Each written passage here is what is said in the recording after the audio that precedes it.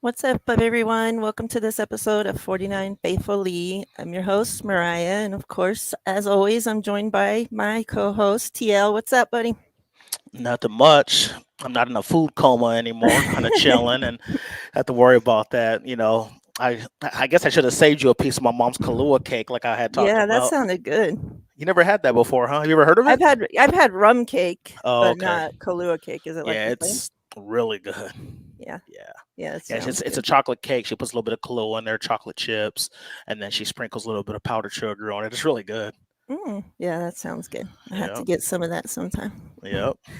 Um, so yeah, we're going live at a little different time this week because of Thanksgiving. So happy Thanksgiving to everybody. I hope everybody had a great one, safe one, had a wonderful time with their family, friends, whatever it is that you did.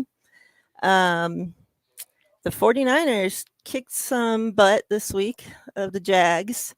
I think, with the Jags being as, crappy as they are, um, if the 49ers had been playing consistently how we thought they should be, we would all went into this game thinking it was a cakewalk, right? Because on paper, the 49ers should have beat the Jags. But I think with the way that they've been playing lately, it kind of had us, a little torn, most of the fan base. But it was good to see him go in there and handle business. And um, yeah, what did you think of the game? Any little pointers you want to talk about before we say goodbye to the Jags and move on to the Vikings? Yeah, to be honest, the score didn't surprise me because I went in there with the mindset of I wouldn't be surprised if we blew them out or if it was a close game. I thought we were going to win just because, looking at the roster, we are a better team than Jacksonville. But looking at it, I'm like, man, I wouldn't be surprised if it's 20-17 or we blow them out by 2 touchdowns. So, yeah, I mean, I just think that going in there and blowing them out and then, just shows that I'm happy because it shows some consistency. We've been consistent the last two games, playing great defense, running the football well, having solid quarterback play. So I think what that situation is good. It's like I feel like we're kind of back on track. I'm still not ready to crown them yet. I'm still not ready to say, oh, the 49ers are back. But, I want to go in this with the positive mindset and say, hey, we look good. Let's take it in to this Sunday against the Vikings. So Let me ask you this. We've had back to back games now where we've ran the ball over 40 times. Um, Doing that limits Jimmy Garoppolo from throwing the ball, which limits mhm, his mistakes, we're hoping, right? mhm. And so far, that's what's happened. Um, is this something that you think can be sustainable moving forward? I think it's sustainable if the defense keeps playing well. Because if it comes to a situation where the defense is, getting back to what they were against like Arizona, having all those penalties and stuff like that, it could get ugly. Because then I think if we get a situation where we play from behind, like I know we're just focusing on this game, but there's a few games ahead of schedule too that I'm kind of worried about. But looking at this next game, the Vikings have a potent offense.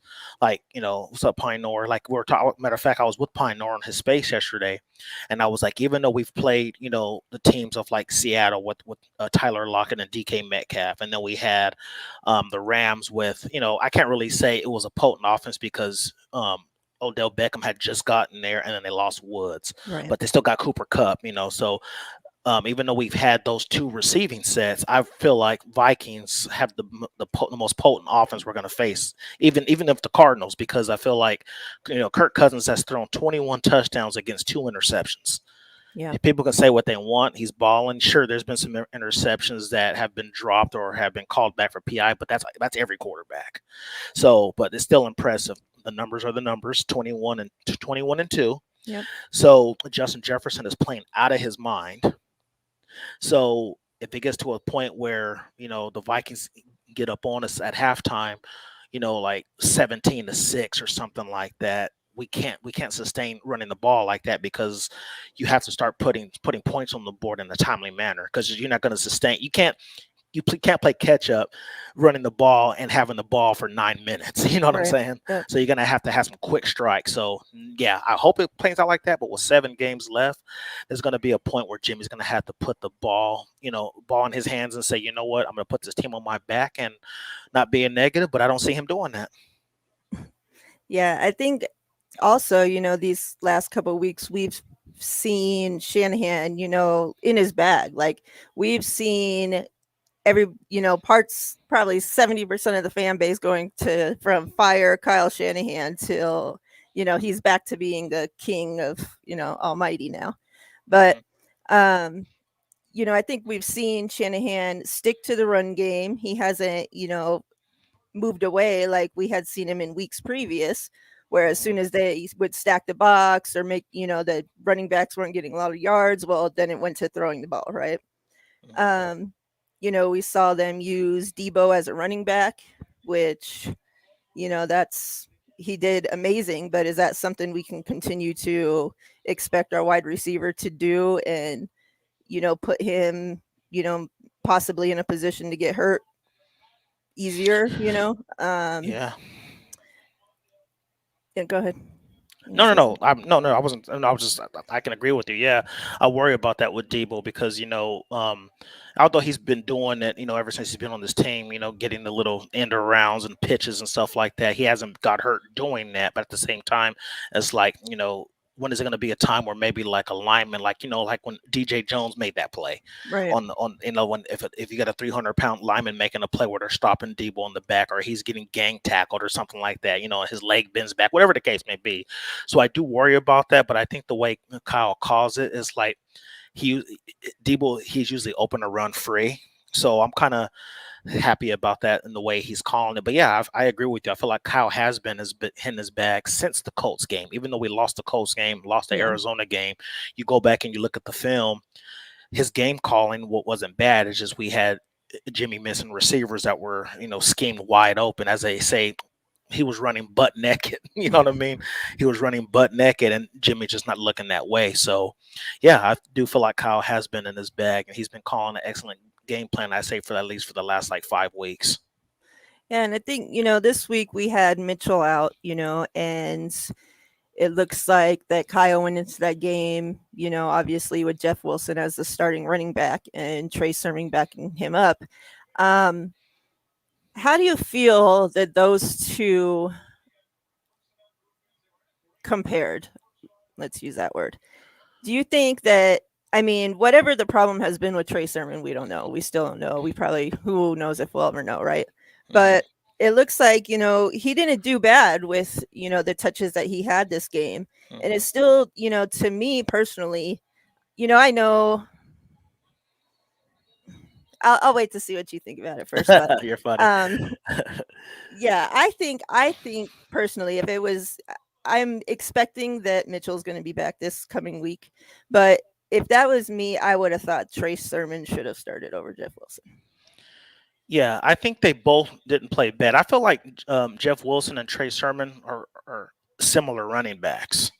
They run hard, they hit the hole, good blocker, stuff like that. I think we miss Mitchell with the speed aspect. Right. But I feel like with Trey Sermon, he didn't look normal to me. He looked like he was a bit hesitant. And I was telling Pioneer and them on Spaces yeah, was it last night? Yeah, last night. That I think when it comes to Trey Sermon, he's been in the so-called doghouse for so long. I feel like he's playing timid that he's scared to make a mistake. Right. Like I feel like he's not playing his game. He's not loose. He's not like, oh, let me do this, do that. Because like if he fumbles or he misses a block or he doesn't catch a pass out of the backfield, he's scared that okay, well I have my opportunity. I screw it up. Now I'm back in the doghouse. I do feel like he played well. I do feel like I do feel like he should have got more carries than Jeff Wilson just because he's been fresh and Jeff Wilson's coming back from injury. Now maybe we'll see a different Jeff Wilson on Sunday, but Trey Sermon looked pretty good. He caught that good wheel route out of the backfield on third down along the sidelines to get us the first to pretty much put the game in hand. Yeah, that So was a great play that was a great play. Like and then Jimmy threw the ball on both perfect too sides, on right? both sides. Yeah, Jimmy threw the Mhm. ball perfect. He put some nice touch on it. Trey Sermon went out, caught the ball, and got that. So yeah, I feel like Sermon should get a lot more touches this week, depending on what's going on with Mitchell. Um, you know, it's he's still questionable from what I saw this morning. But it's that middle finger on the hand he usually carries the ball the most, Right. so that's kind of scary. And I ain't gonna lie, if I'm a linebacker, I'm putting my helmet on that finger. I'm Yeah. putting my helmet on every play because I'm trying to get you to fumble. I'm trying to get you out this game. I know it sounds violent, but that's what I'm doing. You know what I'm saying? I'm putting my Right. helmet. If I'm Eric Kendricks, Anthony Barr, that's where I'm putting my helmet every play. But yeah, I mean, I think hopefully the splits, depending on, like I said, depending on Elijah Mitchell, like let's just say it's Jeff Wilson and Trey Sermon. I like to see them both get about 20 snaps apiece. You know what I mean? So they can go in there and So yeah, that's what I feel about it. So Yeah. I mean, my thing is that we know what Jeff Wilson is, right? Um, I think we've seen him like have a fantastic game and as the starting running back once, maybe, if I'm remembering right. It's like he's always played that, second, third guy that, we don't see that often in this starting role. And then for them to have him in that role, like you said, coming off of injury is really strange when we moved up to draft Trey Sermon and he's not getting the touches. And like I see what you're saying about, his, he doesn't pick a spot and go, but it's like if he's not out there getting the reps, like we've been saying this whole time that the rookies need, it's like, how are you really expecting him to improve that stuff?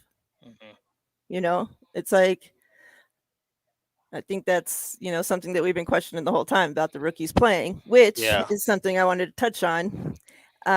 We had a pretty good size lead in this whole game, right? And I think a lot of us thought we were going to see Lance come in because Jimmy's just now handing the ball off, and we finally see him come in for the last drive. And a lot of the rookies, I think we've seen now all the rookies play, right? I think so. Yeah, we've seen them all actually Um, get some kind of snaps. Yeah, and not just special teams either. Like they've right. actually gotten snaps at their respective positions. Um, what do you think about Kyle waiting that long to bring Lance and the rookies in? Period.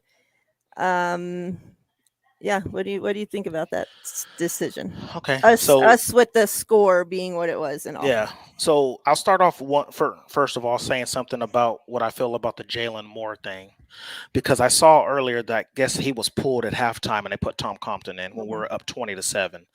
And then I read the article and there was like three different things that were like, oh, he messed up on this, like he screwed up on that. I felt like his name wasn't even called.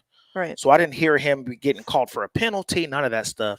So the fact that you pulled him at halftime because you thought he was playing poorly, but yet you don't do that to a Mike McGlinchey, you don't do that to a Brunskill, that drives me nuts. And I don't agree with that at all. I mean, whatever I say is not going to matter, but I just feel like you need to be holding these vets way more accountable than you are these rookies. For him to get pulled like that, to me, was not fair on his part. It's not like he had a bunch of false starts. It's not like he had a bunch of holding calls for like. I feel like he was being nitpicked, Right. and then so Yeah, he I got saw a nitpicked. couple plays, that, Yeah, now that they have posted and stuff, yeah, that he gave up. But it's like, he's a rookie. yeah. How's he going to learn, and now you killed the guy's confidence, right? Yeah, like why would you pull him out? Like I said, it's not like he was being just absolutely dominated. Like Yeah. there was like three things. Like they put the time of possession, he made the mistake, and then like the three mistakes he made, which were warranted for him to maybe have some talking to him, being coached up. But that's what you expect from a rookie who has been taking snaps mainly at left tackle. And then Yep. you get an injury on the right side, you put him in, and now you expect him, like it's each tackle position is night and day. So Yep. for him to get pulled up us up 20-7, I don't agree with that. Like I felt like that was just nitpicking him totally. I felt like it was like Kyle's like, well, let me just put my boy in. Let me just go ahead and throw Tom Compton in. So Exactly. I didn't like that at all. But as far as the Lance, I mean, Kyle came out and said something about um he said something about, oh well, I don't want the same thing to happen like we did in that Lions game. I don't think he really meant that. I don't know what was going on, but at the same time, after Trent Sherfield recovered that fumble recovery on special teams, we were up what 24-7 or whatever. Hmm. That's when once we're there, and we were in our field position, which would have put us closer to our red zone. So I feel like Trey should have got put in right there and then with about what 6 minutes left or so. But the fact that you like to me, it's a slap in the face to put the man in under a minute left and have him take 2 snaps and then take a knee to win the Yeah, game. Like, yeah. what was the purpose of that? He got 3 snaps, And the two thing is that runs. we're seeing other teams, right, put in their backup quarterbacks when their team's ahead. We've seen it with Exactly. Tampa Bay now. We're seeing it with these other teams that don't have a your future waiting behind the wings. They just have some random backup, and yet they're Yeah. getting play time. They're getting put in when their team's ahead. Yet we're not seeing Lance go in still. Yeah, I didn't agree with that at all. Like, when we're up, like I said, it was 24-7, I believe. I can't, don't quote me on that. I feel like it was 24-7, and I feel like it was like 5 or 6 minutes left. He should have been put in then as soon as Sherfield recovered that. That would have gave him significant snaps. He could have thrown the ball some. Like, I'm not worried about his running at all. Right. That's my least of his concern. That's natural to him. He needs reps throwing that football. Yeah. So the fact that he didn't get any throws and you put him in with like a minute left just for him to get a first down and take a couple knees, nah, that's not it. Like, you need to give that boy some reps. Sorry. Yeah, and I mean, you had Jimmy in just handing the ball off. He took a sack that he didn't need to take, and it's like, for what? That entire last like 3 possessions or whatever, he all he did was hand the ball off. At Yeah. least if Trey's in there, that's getting him experience in the huddle, experience calling plays, experience seeing the defense, all of that. Yeah. What what Jimmy had absolutely no point of him being in there anymore. At all. It's just, I don't know, Kyle, Yeah. with him Yeah. being in his bag and everything, and I haven't been obviously on the file Kyle train, I Yeah. haven't Yeah. been the one to replace him, but he has been doing some such strange shit this year that it's, I don't know. Yeah, no, I feel you on that. It doesn't make any sense. Yeah, I just wish, a- and I get it. Like, if everybody says, oh, well, Trey, he's not ready to throw the football. If he's not, let's just say, if he's not 6 minutes down in the game, you don't think, that would have been the perfect time to get him real game time snaps to throw the football? Like, that should have been the perfect time. And I get, like I said, Kyle mentioned the Detroit game, Yeah. but the Detroit game, they started coming back in the third quarter. We had 5 minutes left. Like, Jacksonville, the way our defense was playing, Jacksonville would have really had to win out and score 3 touchdowns on us. That wasn't going to happen. Right. So yeah, I don't know. And then, like we talked about last week, the fact that you sit here and you make the comment of Trey knows the whole playbook, he's ready to play, he just needs game time reps. Perfect situation, Yeah. and you didn't And give then it you to do the him, opposite. Yeah. and you didn't give it to him. Yeah, Yeah. Before we wrap up the Jags and give away our game balls, just want to say what's up to everybody that's in here. Pinor, appreciate you. I see you have your bell on this time, so I know you're not lying to me. Uh, Miriah, thanks for joining us again. I hope you had a great Thanksgiving as well. Melissa, what's up, sis? Hope you are doing well. Let's see what we're saying in here so we're not way behind on you guys. I seen that media said. What makes me more mad is when Lance has played Kyle and just has him hand the ball or run it himself. Let the dude throw and get some chemistry with his weapons. exactly, Exactly. I exactly. mean, you're already ahead. What and at that point as well, let's bring up the fact that the Jags had pretty much, every single player on the defense had already dropped, right? Like they were losing players like flies. They had nobody out there. It's like their one corner, like got ejected, the other corner got hurt, this person got hurt, this person got hurt. It's like they couldn't do crap. No, And you're not trusting the guy that you drafted in the first round to go out there against these chumps and do something. exactly, Like it's yeah. exactly. Um we did see as well Kittle scored another touchdown 3 consecutive weeks. He's scored a touchdown first time in his career, and I believe we haven't seen that since, who was it? Never. I don't think we've Never ever. did. I think this is the first time in his career he's had touchdown in 3 straight games. No, but I'm saying we haven't seen Oh, it from a 49ers tight end oh, it's just since Vernon Vernon Davis, right? Davis, right? Yeah, I since think, Vernon and it was Davis. 3.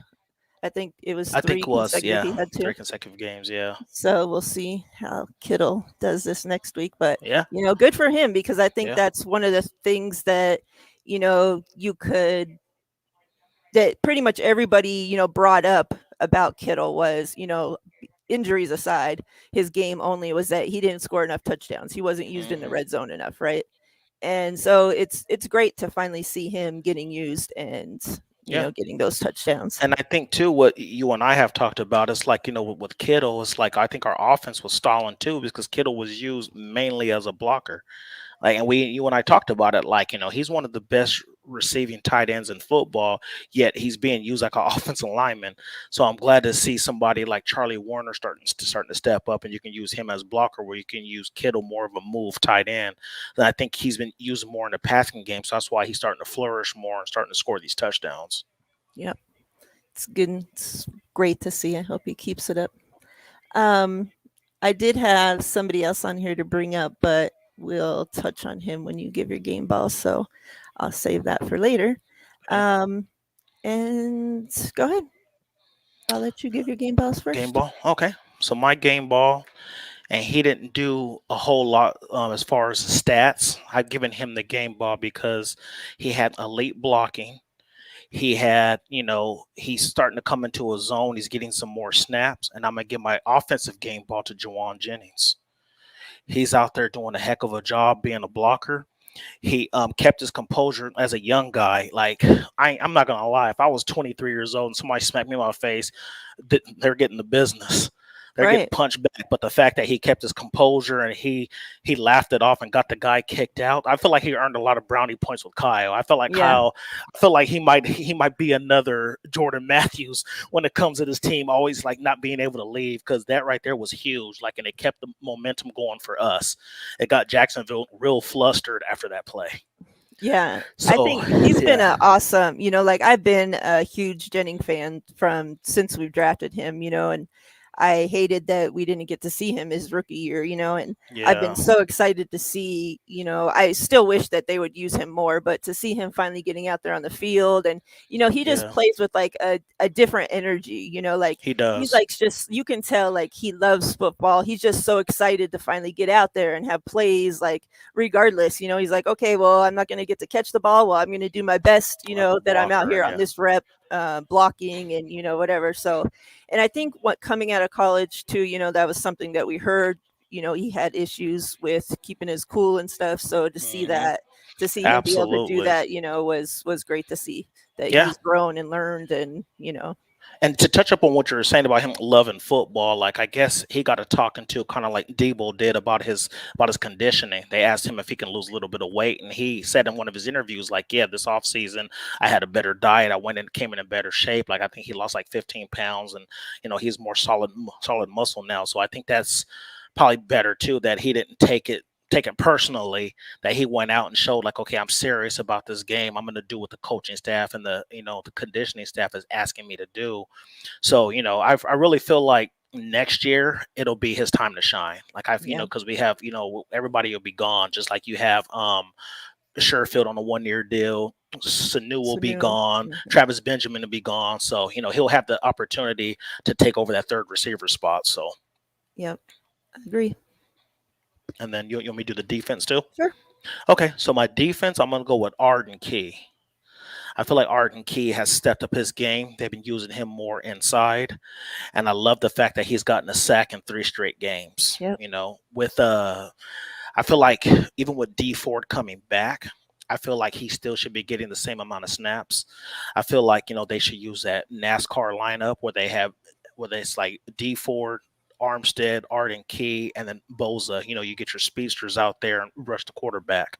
So yeah, I'm gonna give it to Arden Key. Hopefully he keeps up the way he's been doing, because I love the way he's been playing. He's honestly, the last couple weeks, he's probably been our second best D lineman out there. So Yep. Yeah, I yeah, agree. Yeah, I'm super impressed that from what we've seen from Key these last few weeks. And I mean, pretty much all season, even though he wasn't, getting on the stat sheet, the first few weeks, you could see that, he was progressing. He was learning our defense. He was coming into his own. And now that he's getting, more snaps, he's been able to take advantage of that. And I think that's been great to see. Um, I'm going to go offense with Ayuk. I think, and let me just say this. I think it can be said, that Debo could get the game ball every week, right? That Sure. he's been the best player on the offense week in and week out. Yep. So, that's why we're not giving the game ball to him, obviously. Bosa could get the game ball on defense every week, right? Um, so I'm going to go with Ayuk. And yeah, I have some favoritism, but um, I think since we've seen him have his words with Shanahan, he's been getting used more, and he's been able to show, I guess, Shanahan and Garoppolo, whoever, the Ayuk that we all knew was there, right? And with him getting this usage and doing a great job with it made Shanahan able, like, to be able to use Debo as a running back. If Ayuk wasn't in there playing his ass off, you can't use Debo in that position because you need a wide receiver doing something, right? So yeah, I think he's doing great. He had 7 receptions, 85 yards, a touchdown. Um, I think him and Debo are a wonderful, wonderful um, wide receiver pair there, Hmm.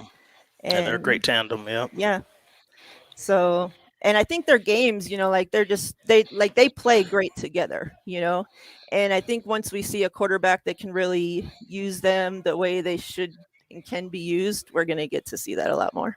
Absolutely. No, I totally agree with that. And then defense, I'm going to go with E-Man.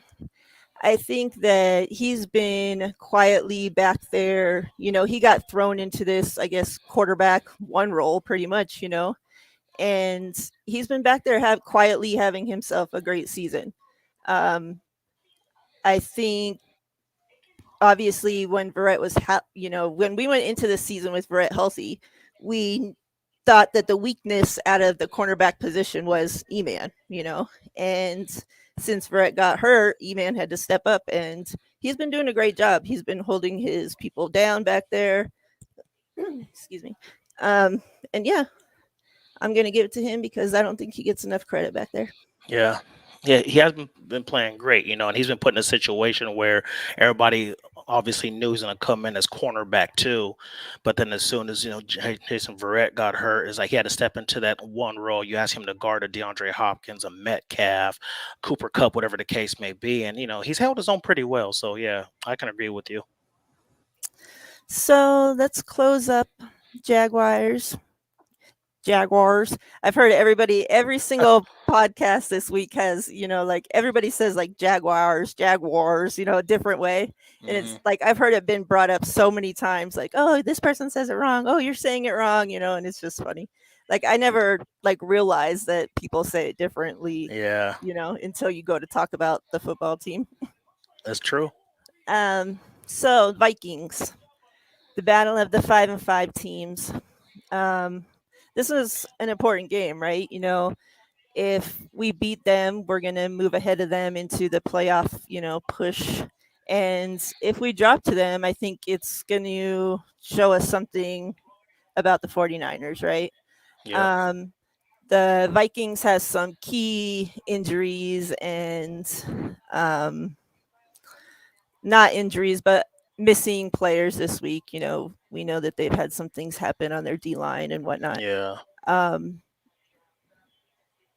what I mean, I think that's gonna play a big part on this game, right? I think that probably swayed my decision of the winner of this game with them having their 4 starting D linemen out. Um, what do you feel about this game? What do you think's gonna happen? Um, so yeah, I totally agree with you. Looking at this game and thinking that they only had one or two injuries. Now it's looking like all four starting D linemen are going to be Yeah. out. And all of us, and also let me give prayers to Everson Griffin, because I don't want anybody going through that stuff. Mental health is not good. I posted it on Twitter, earlier. It was like, with men need to be able to man up, and I feel like a lot of us think they think it's soft. Oh, I don't want to talk about my feelings. I don't want to talk about stuff because I want to be a man and handle it on my own. Well, handle it on your own doesn't really do stuff for you all the time. I had a guy I was stationed with in the military, and his family found him Oh dead no. with a note saying that he lost his job during COVID. And but it's sad because when he was around his family, everybody thought, oh, he had it together because he hid it.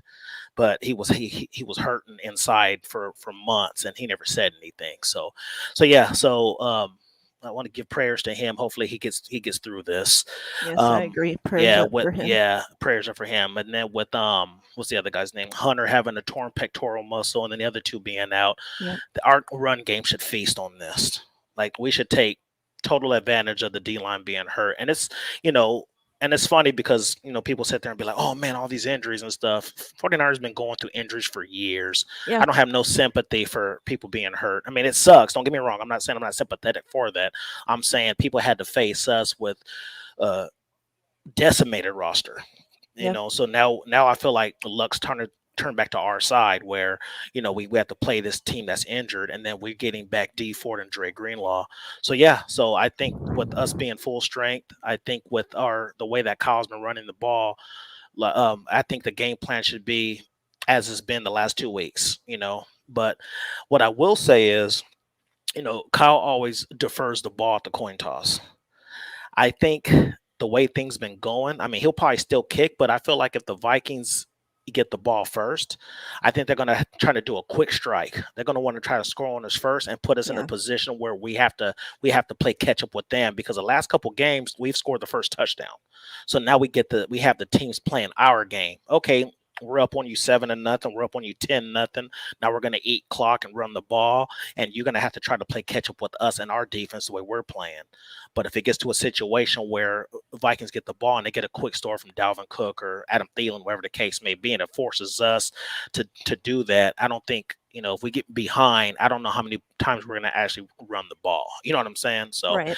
yeah. So in saying that, I like our chances. I think, if we play another great game, if we play another great game like we've had the last 2 weeks, I will come on here next week and say the 49ers are back. Because once, shame on you. Twice, shame on me. A third time is not a coincidence. So if we play Right. 3 straight games, I'll sit here and I'll say 49ers are back, and I think that people will be scared to play us. So Right. And that's my opinion. I think that's where I'm at too, right? Because we saw them, yeah, come out and destroy the Rams, but it's like, okay, that's a division opponent. We always beat the Rams. And then it's like, okay, well, they came out and they destroyed the Jags. Well, the Jags are crap, right? So I think, if we see them now come out and they, beat the Vikings, then yeah, we know that the 49ers are in it, and we could actually go on this playoff push, right? Mhm. Um I did see that Dre Greenlaw got activated to the roster. I didn't see that D Ford did. His Yeah. practice window was opened, but they had till 1 o'clock today to put him to the active roster, and he wasn't added from what I saw. Okay. So I'm not expecting him to be there for this game. Okay. Um, I it saw the should same thing. I saw the same. Yeah. Greenlaw should be back, and like we touched on earlier, you know, with Mitchell, from what Shanahan said, it's pretty much, if he can play and tolerate the pain, and, it's up to him. He'll be out there. So um, I don't know how I feel about that.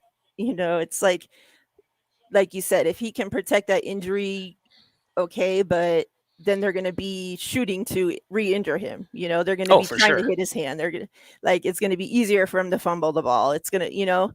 So it's like, do we risk him getting hurt worse if we are on a playoff push, Hmm. or do we just roll out Trey Sermon and Jeff Jeff Wilson, Wilson? and then Because have it's Debo it's get not like like we seven. don't Yeah. have running backs. It's not Exactly. like so.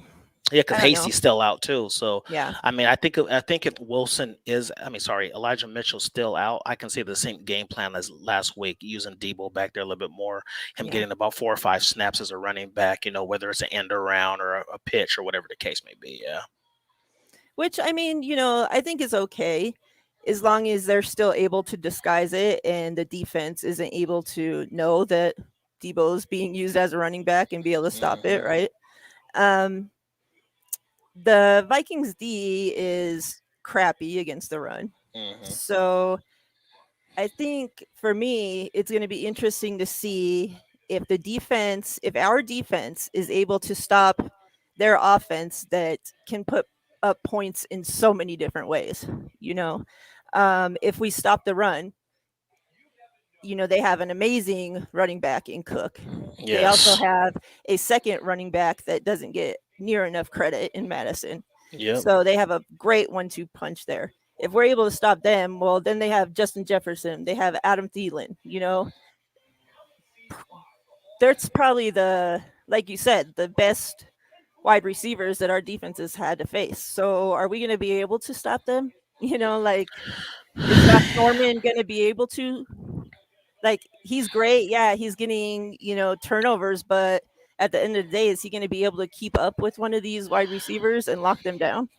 Well, you know what's funny about Josh Norman, and I've said this before. When it comes to Josh Norman, he plays better against the slower, more physical receivers like this. But I feel like with Adam Thielen and Justin Jefferson, they're such technicians. They Right. both run great routes, and Josh Norman gets fooled on some of these routes. So he struggles with these kind of receivers. He struggles with, like, he'll play great against an AJ Green. I'm not saying he's not a great route runner, but he's a little bit older and stuff Yeah. like that. But when it's somebody who's a little bit more shifty and stuff, that gives Josh Norman problems. So yeah, so even you can look at the physical attributes and say, oh, Josh Norman can keep up with Thielen because of the speed, but it's not all about the speed. Can you keep up with Adam Thielen and his crisp route running? That's Right. the issue. So, and I think that's where the grabby comes in, at where he gets a little bit too physical, or a little bit too assertive, I guess you can say, and that's where the PIs come in. I truly expect Kirk Cousins to try to take advantage of that secondary, because I mean, I'm sure they're looking at it. Even though we've been playing well for 2 weeks, there hasn't been a lot of PIs, but that doesn't mean that they're going to stop, or they won't keep coming. So Right. I wouldn't be surprised if Kirk Cousins tries to exploit that and says, "Hey, you know what?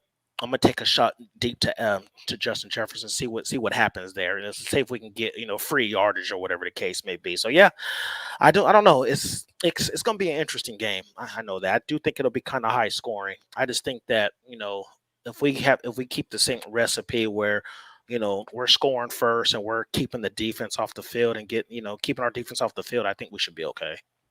Yeah, and that's the thing, right? Is that Cousins, he's not scared to throw, a deep ball. He's not scared to throw. He doesn't, often, but he's not scared to. Yeah. So it's like, if to me, obviously they're going to try to stop our run and make Jimmy throw, right? And I would imagine that that's going to be our game plan as well. We're going to try to stop their run and force Kirk to throw. Hmm. But at the end of the day, who's better? Like, who would you rather be trusting to throw, Jimmy or Kirk? Yeah. It's like, who would you rather have the game in their hands? I'm picking Kirk. Oh, for It's sure. like, And that's and like we said earlier in the show, you can't sneeze on 21 touchdowns and 2 interceptions. I'm sorry, yeah, those numbers are amazing right now. Whether there was 4 or 5 interceptions that were dropped that should have been picked or not, the fact of the matter is he has 2 picks on the season. yeah, So, and then like that ratio is just ridiculous. So yeah, and Kirk is playing with some confidence. He's confident in a Justin Jefferson, who's playing like a top 5 receiver in this league right now. He has confidence in Adam Thielen to be able to be open whenever he throws the ball. So yeah, I don't. It's funny, like we said too. We said earlier, it's like, even though you look at like a DK Metcalf, a Tyler Lockett, and a DeAndre Hopkins, yes, I understand that they're dynamic receivers, but as a offense as a whole, with Cook, even the tight end Conklin, with Cook, yeah. Mhm. Conklin, Jefferson, and Thielen, this offense is probably the best offense as a whole that's clicking, that we've probably seen. Even I'll even say that even more than Arizona at the time. Right. Yeah. And I've heard a lot of, oh, well, people aren't giving the 49ers, playmakers enough credit, like, yeah, we have great wide receivers and good running backs if they're healthy, but do we have the quarterback to take advantage of it? That's where I'm at. Yeah. It's not that I'm not giving Debo credit or IU credit. Of course, I think they're great. I would pick them over Justin Jefferson and Thielen. But I'm not picking Jimmy G over Kirk. You know, Yeah. Yeah. our coach didn't even want to pick Jimmy G over Kirk. Okay, like, and I think that's we also have to take that Yeah. into factor too, right? This is Shanahan's guy, Kirk Cousins. So it's like, do we see Jimmy come out and play with a little more something when he plays against Kirk, knowing that? Like, do you have something to Yeah. show? Like, hey, he wanted you, but I'm here and this is why? Like, Yeah. like, do you have any type of gamer in you whatsoever that's going to come out? Yeah, and hopefully too, with this game, you're gonna probably see. Well, you're going to see Debo get over 1,000 yards Yeah, receiving. He only needs 6 yards, so with him getting 1,000 yards, even I think that'll keep the team hungry and keep them motivated. Like, man, we have to win this for Debo, whatever the case may be. You know what I'm saying? I mean, right. of course, you got the playoff aspirations, but I feel like somebody on your teammate getting such a big accolade will keep you motivated. You know what I'm saying? Like, oh, we can't lose this game for this reason alone. You know what I mean? So yeah, Yeah, and it's I gonna feel it's like, gonna be that interesting. would be cool if they came out and did get Debo, that in the first play, or, throw him, get him 10 yards on the first play and let Yep. him pass that. And a lot of teams probably, laugh at the fact that we're celebrating finally having 1,000-yard receiver, like some teams have that all the time, Every right? year. Every Every year. season. Yeah. But we haven't. So it is a great thing for Debo to that he's going to get that, and he's going to get that at home in front of the home Yeah. crowd. Our last one was what? Wasn't it Anquan Bolden? Yeah, Yeah, that's been a long time. that's sad. Yeah. And like that's something, that as once we were doing not so great a few weeks ago, that people brought up that Jed just knows that the faithful are hanging on to this winning team from so long ago.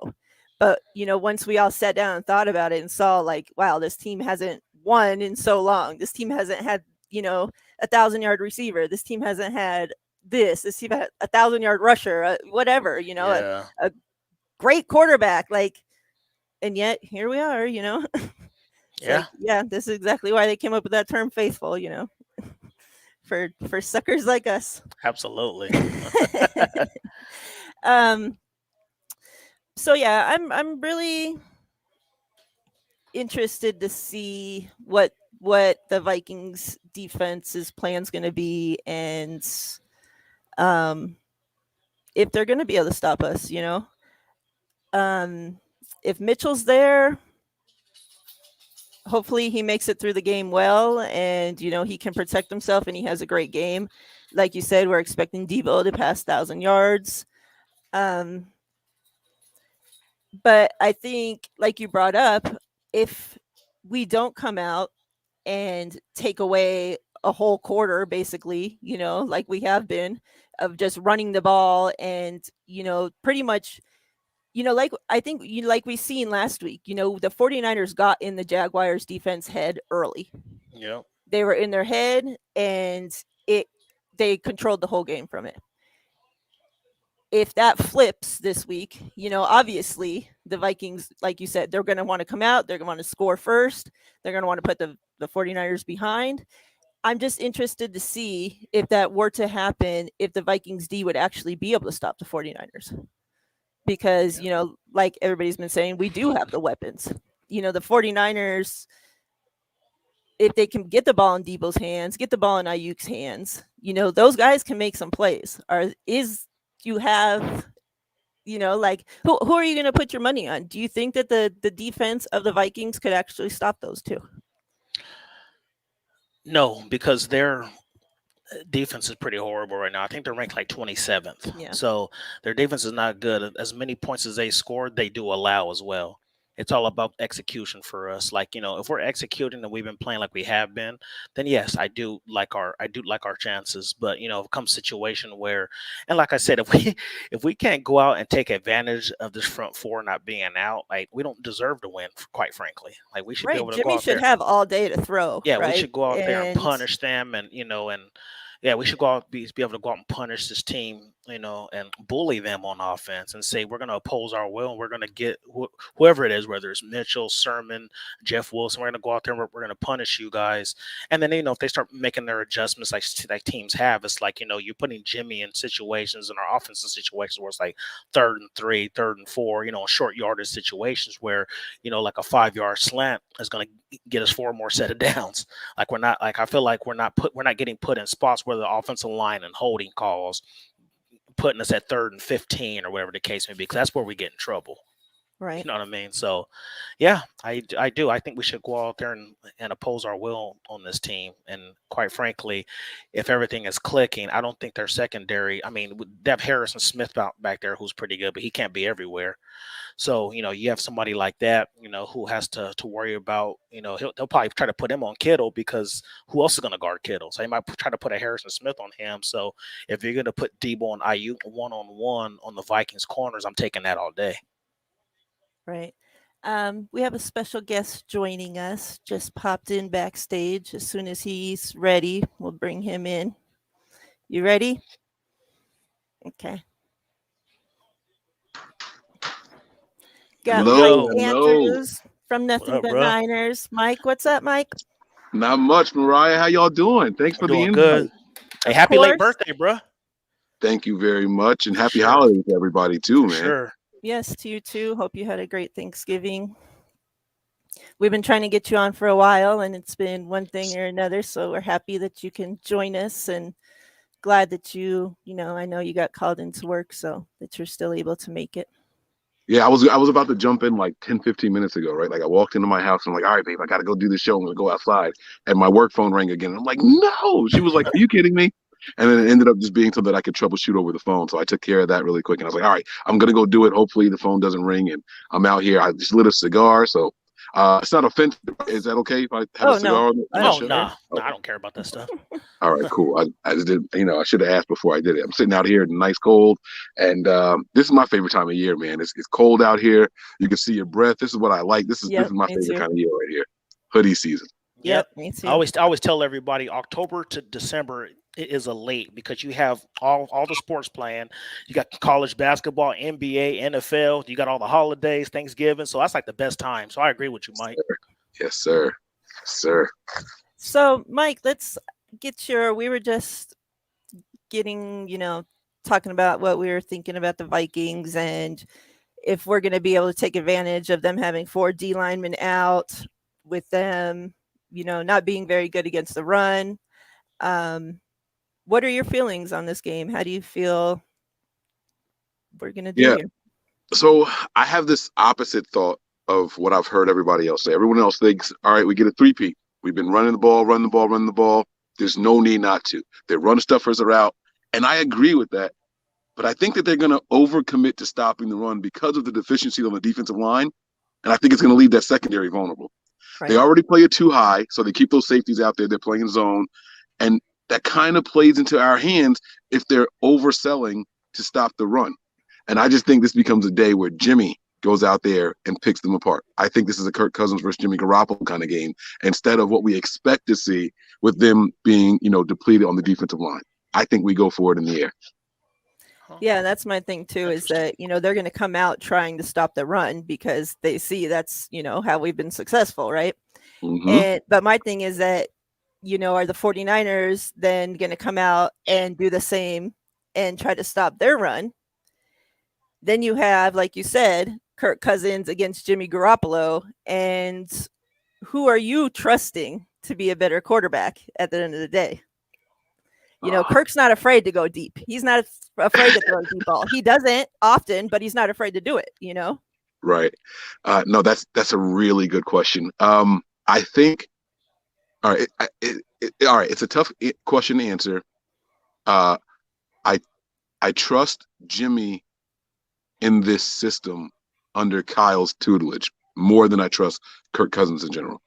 I think Jimmy and Kyle's attempts downfield are going to be more calculated, not a drop back and read the field. Kirk will also make some risky throws. I know people are talking about his touchdown to interception ratio where he's only got the 2 picks on the season, but if you go back and you look at some of the games, he should have had about 7. There's guys dropping gimmies out there, you know what I'm saying? So the opportunities are there, and he will put some balls in some risky spots there. But I think Jimmy's a little bit more reserved. I don't think we get as many as the deep shots. I think it's more dink and dunk. And I just think it's across the middles and the slants and stuff like that that gets Kittle going and gets the Debo and Ayuk going. I do. So let me ask you this. Do you think our defense, or do you think our defense is going to be able to stop their run? Stop it? No. No, I don't think so. The defense has been aided by the offense getting out to, 2-score leads early in games, these last couple of games. And so that naturally causes teams to try to play this mode of catch up quickly. It was 20-3 at halftime when we played the Jaguars, right? And so the run game becomes like an afterthought. But when they did run, they were effective. I don't know that we jump out to that big of a lead against this team where they have to abandon the run. So I'm gonna go with no. I don't think that we're gonna be able to stop or control their run as much. I think that they get off a little bit on the ground there. We do get Greenlaw back. I saw that he was activated to the roster today. Do you think we see him take over that linebacker spot? And if so, does that help us in this situation? I think he definitely goes back out there. I've been trying to figure out if they put him at Will or Sam, and I'm not quite sure. I think we've been pleasantly surprised with how Azeez has been playing and performing. But I mean, it was Greenlaw's spot. The other thing is that teams kind of targeted Greenlaw because you could see it in his missed tackles, right? He was one of the guys at the top of the team with the missed tackles. However, he was also the guy that was targeted a lot more. I said that on the 49ers Hive show earlier today. I was able to pop in for a second. They were talking about the hate that Greenlaw seems to get all the time. And I said, it's only because of the number of missed tackles. And Matt, right on cue, was like, well, that's because he gets more opportunities. So it's naturally going to be part of the, it's just a numbers game at that point. But I don't know how back Greenlaw is. He's been out of the game for a while. And so, we got to see how the surgery and things went. I know he's ready to perform. I'd be surprised if they put him back at Will. Maybe just keep him at Sam and, let him kind of fend for himself over there, over the tight end side. I'm not sure. I'm not sure how they're going to use him. Yeah, I'm interested to see too, what kind of condition he's in, because it seems like we heard at the beginning he would have been back, or we thought, or it somehow got out there in the Twitterverse that he was going to be back a couple games ago. And we haven't seen that. It's taken longer, and it's like, well, did they just add him then to the roster because are they getting like close to that time limit that they had to, or like, I'm not sure, how they were in that situation. You know what I'm saying? Like, did they have to bring him back to the roster this week, or like, is he actually ready? No, that's a good point. I think that once they open that practice window, they have like 3 weeks to declare, right? Mm-hmm. And so I think I never even thought about that. I don't know when they officially open this practice window. I'd be lying if I said I was hip to that. I'm not sure. I don't know if one of you guys know, but I don't remember when that happened. Yeah, I don't remember either. Yeah, I don't remember. Yeah, I don't know. Anything, TL, that you want to ask him about? No, I just I think you hit on a lot of good points. So I just wanted to ask you too, because we had talked about, I don't know how much you heard backstage, but I was looking at the way Kyle, every time he wins a coin toss, he always says, "No, I'll take it at halftime." He defers a lot, and I feel like if he does it this game too, he's going to give Minnesota the opportunity, because their offense, the way they're gonna want to make a big strike. And so how our game's been, like, we've been controlling the clock. We get the ball first, we run downfield. And these last 2 games, we were able to have the ability to score first. If he defers and Minnesota gets out there on a quick 7-0 score, I feel like it's going to put it in Minnesota's hands to now we got to play their game. You know what I'm saying? For us to try to score. And I'm not saying it's going to stop the game plan. Kyle's still going to run the ball 40 times or whatever the case may be. But if you see a point where we're up like maybe 14-3 at halftime. Do you think the game plan changes at halftime because now we're playing catch up? Yeah, absolutely. I do think what you said about the whole deferring thing. If Kyle does that, he's feeling confident about this game, because that team can put up points with the best of them. And so if you're going to go out there and you're going to put that defense on the field first, if that's what Kyle's choosing to do, he's kind of dictating. I was listening to Eric Davis talk about how it doesn't matter what the other team does. He's from a defensive perspective. He's saying it doesn't matter what the other team is doing. We still have to go out there and do our job. He was like, so if our offense, he's speaking from a defensive minded person, if our offense is not playing well, that doesn't change my job description. When I get out there, I still got to go and do what I got to do. And so I was thinking about that. And I'm like, nah, man, because we go out there and we got 13 plays or 20 plays, and we're taking up all this time off the clock. They have to answer. And then I stopped and thought about it, and I was like, you know what? It's just one score. It don't matter if it takes 2 minutes or 20 minutes. It's still a one-score game. So there is something to what he was saying. They have to go out there and play defense. And I think the purpose of him saying that was, we have to give this defense a little bit more credit. The defense is on the sideline, fresher legs because of what the offense is doing on the other side of the ball with the time of possession. However, they still have to go out there and make plays against that Rams team and against that Jaguars team. And so I think what he was doing was giving the defense more props than what most people are giving them. People are saying that the best defense is a good offense now, and it's kind of like diminishing what the 49ers defense has been doing. We got Tart back. We got Jimmy Ward out there now. They're mixed in Hufunga. Now you guys are mentioning it. We got Greenlaw coming back. I think this defense, if Kyle puts that defense out there, I think we're in for a treat. I do. I really, really do. Okay. And the last thing, I heard people all week talking about Trey Sermon, saying he looked a little timid out there, like he wasn't really hitting the hole with force and stuff like that. And, and we were talking about it on Spaces and stuff like that. And I'm like, so, I've watched him play in college too, and his running style does look a little bit different from what I saw when he first came in the beginning of the season. Do you think he's playing timid because he's scared to make a mistake? Like, do you think it's to the point? No, you don't think so? Well, I think Trey is a little bit more hesitant. He wants to identify the hole as opposed to just committing to a hole. Trey Sermon reminds me of this is gonna sound bad when I say this. I'm gonna get killed. He reminds me of like a poor man's Le'Veon Bell. He doesn't bounce around behind the line of scrimmage that much, but Le'Veon Bell was very patient. He would stand there and just like really wait to see where to go. Almost felt like he was moving in slow motion behind the line of scrimmage, right? Trey's not that bad, but Trey does that. He won't just get the ball and just run. And we've heard Kyle go to the podium and say, if you're going to make a mistake, I'd rather you make it at 100 miles an hour as opposed to standing there and making a mistake in slow motion. Kyle said that, and that's why he likes Mitchell over Trey Sermon.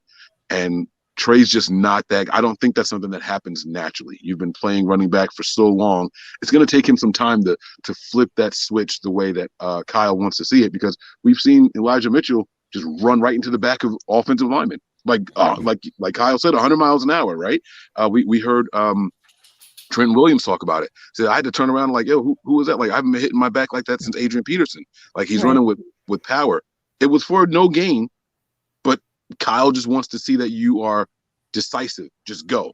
And if you're right, you're right. If you're wrong, you're wrong, but don't hesitate. And I think Trey just has to develop that trait. I don't think it's timid.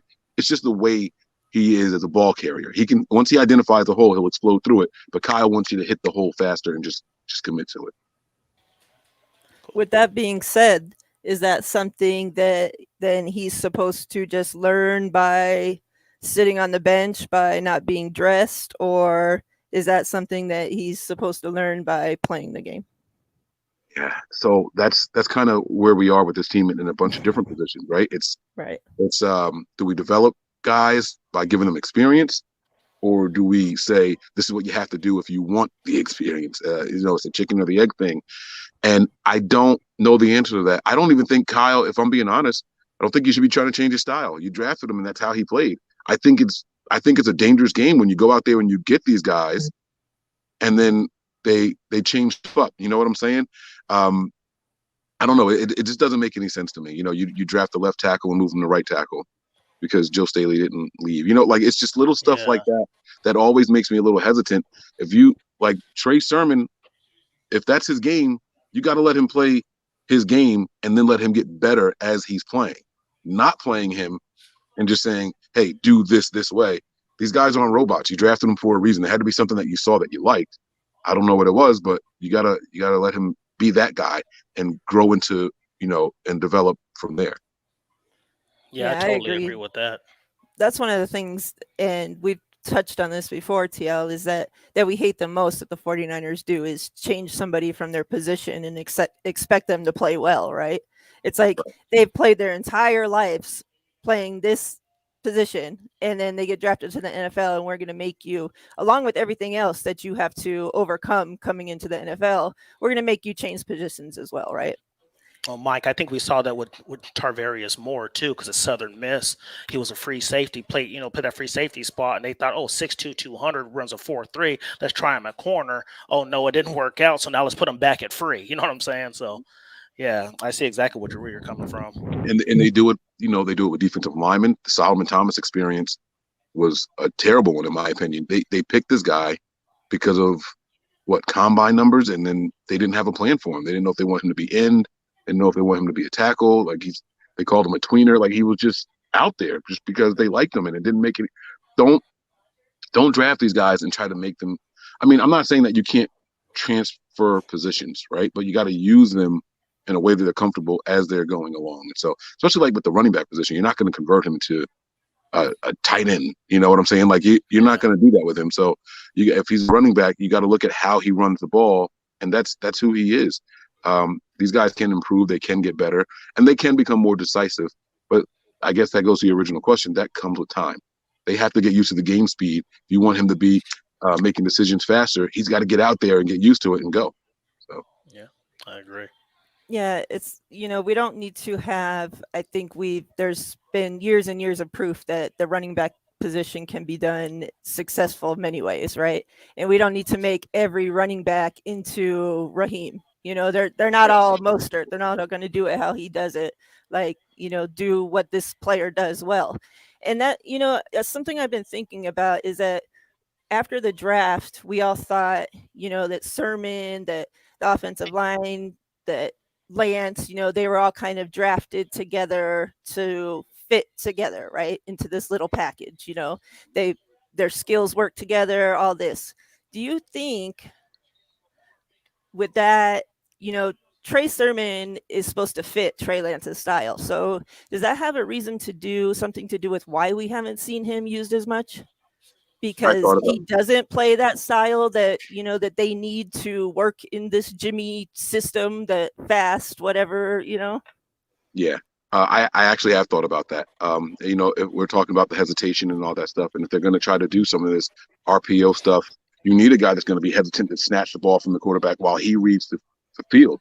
Those two personalities and those tendencies do align with each other. I've even thought about that with the guard Aaron Banks. I've even considered that. Like maybe he was brought in there to enhance the run game once they go the Trey package, right? I don't know if it's true, but it's definitely been a thought of mine, and I have been leaning towards that. I've definitely been leaning towards that, like some kind of just a new look offense, different style offense. We can get a little bit more physical and less finesse. We've even heard Kyle talk about that this week. Sorry about the leaves ruffling. We've even heard about that this week in his pressers, where he was like, I like to go out there and be the bully because you get to impose, you get to be physical on the other team. That's the kind of stuff that you're going to get with the Trey Sermon. That's what he's built for. So, yeah, I think so. I think it's coming eventually. Yeah, that's I don't know, kind of been as we're like, thinking, is he in the doghouse? What did he do? None of us seem to know, and just something that I've been thinking about that, going into this season, like you said, with the O-line and everything. And I think that we've seen it once Sermon gets in there, and it wraps it all up with, the whole running back that they're looking for right now, and that they're trying to get him to make the, run this way, that's what fits with Jimmy. That's what fits with the system that they're running. Right. And go ahead. I'm sorry. No, and a lot the draft bust thing and the people trying to put those labels on people or in the doghouse and all that. We as fans have to learn to be patient with development. One of the biggest faults, in my opinion, of this 49ers regime is developing talent. I don't often see guys get better at what they're doing, right? This version of Debo, I felt like we saw this previously in this team. We saw him doing the jet sweeps and the end rounds and all that, right? So what we're seeing now is just him getting more opportunities to do it.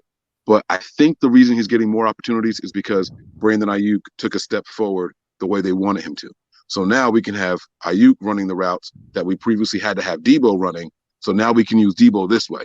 You move one guy one place and use the other guy somewhere else. And now we got both of them playing to their strengths at the same time on the field,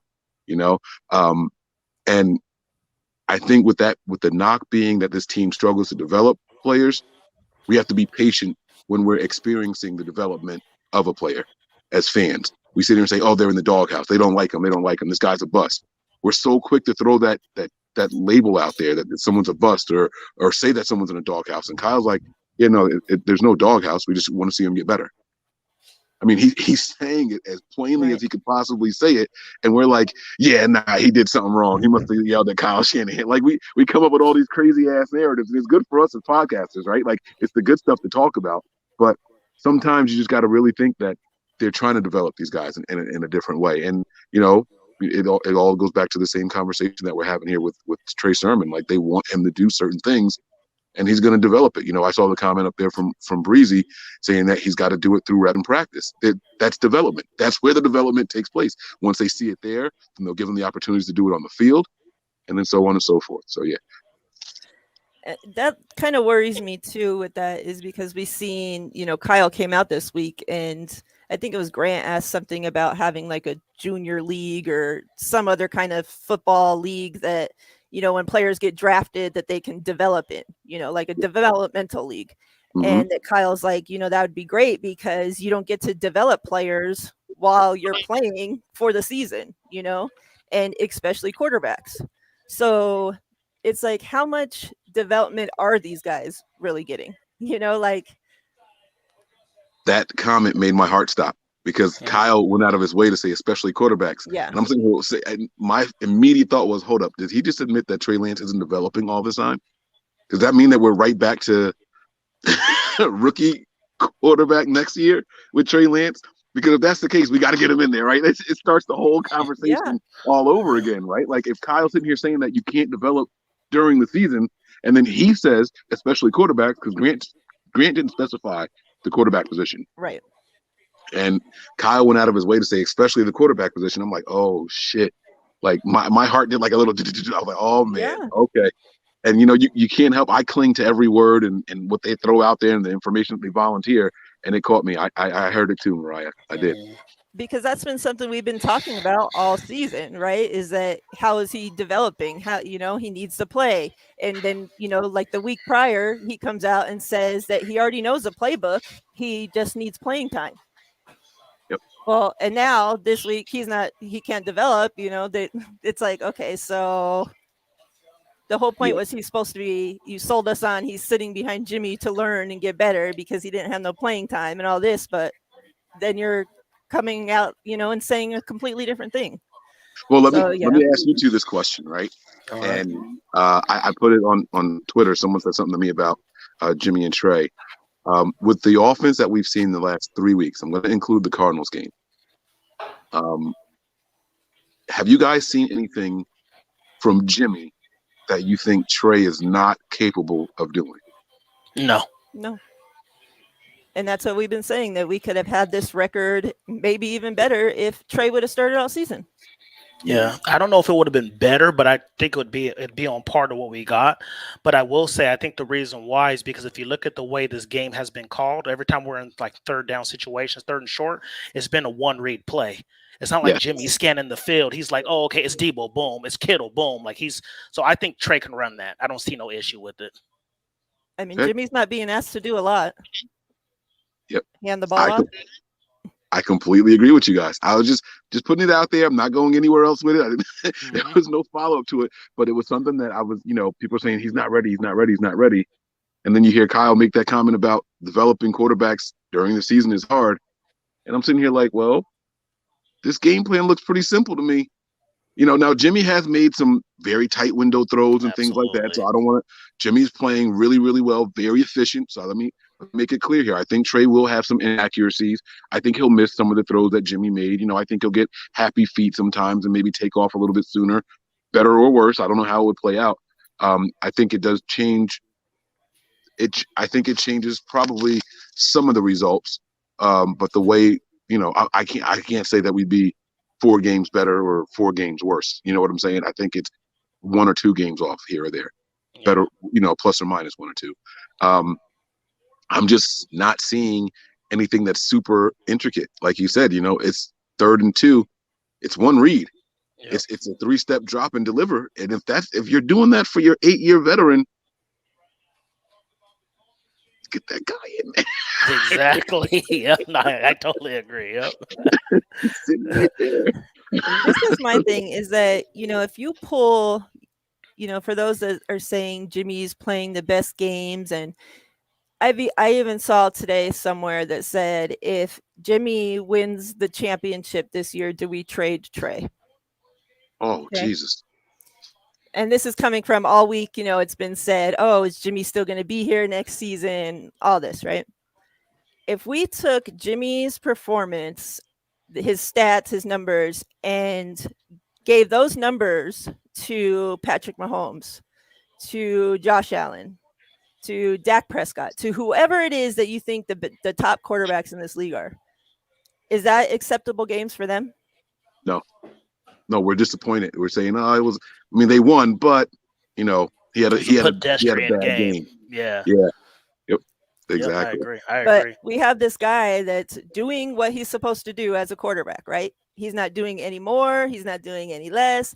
He's doing exactly what Kyle's telling him to do. Yep. Well, that's why it's And interesting, Mike, because you said that, you look at this as a Jimmy and Kurt game. I'd be really interested to see that. I'd actually would like to see that, to be honest. Let's see if Jimmy can attack every area of the field. Let's see if he can keep up with that style of offense. Like, I think it Yeah. would be interesting. So the fact that you said that, it gives me a different perspective. Is that they might overcompensate for stopping the run. So it's like, oh, let me hit Ayuk with a 40-yard bomb, whatever the case may be. You know what I'm saying? So Right. that's interesting that you put out that perspective. Yeah. And again, I want to be clear. I'm not saying that we're going 40 air yards, Yeah, right? yeah, yeah. But if they have the linebackers cheating up a little bit and that zone gets a little bit bigger, you hit them quickly and let them take that slant to the house. We could get back to seeing some stuff like that. I really think that it's going to be that kind of game. And I think Tony and I were talking. We've done 40 plus carries the last 2 weeks, over 80 attempts in the last 2 weeks, and I was like, bro, I'd be surprised if there was 25 rushing attempts this game. Like I would really be surprised. I really think that this is a passing game. I really do. I really, really do. It's just because I don't know, man. I can't see it 3 weeks in a row. If it happens 3 weeks in a row, I got a whole new level of respect for the team because now everybody knows what you're doing and there's nothing they can do about it, right? And I don't care that their defensive line is beat up. I like that. That doesn't matter to me. It's one of 2 things are going to happen, in my opinion. One, Kyle does what I said with the passing game. That's the thing, with Jimmy, because they're trying to take away the run. Or Kyle finally has taken advantage of a defense's weakness because he's never done that. You hear that a corner's out or a safety's out, we're going to target that guy, right? That's what we're going to do. They got a hurt secondary, we're going to go after him. Kyle's never done that. He just sticks to his game plan no matter what. Doesn't matter if the starters are out there or if the backups are reserves. So if he goes with the run game heavy this week, I'm going to say, you know what? He did it. He took advantage of those 3 defensive linemen being out, and he just ran the ball down their throat. So I'll give him some props there, even though it's going to be the same look that we've seen the last 2 weeks. But I'll say, at least he didn't outsmart himself.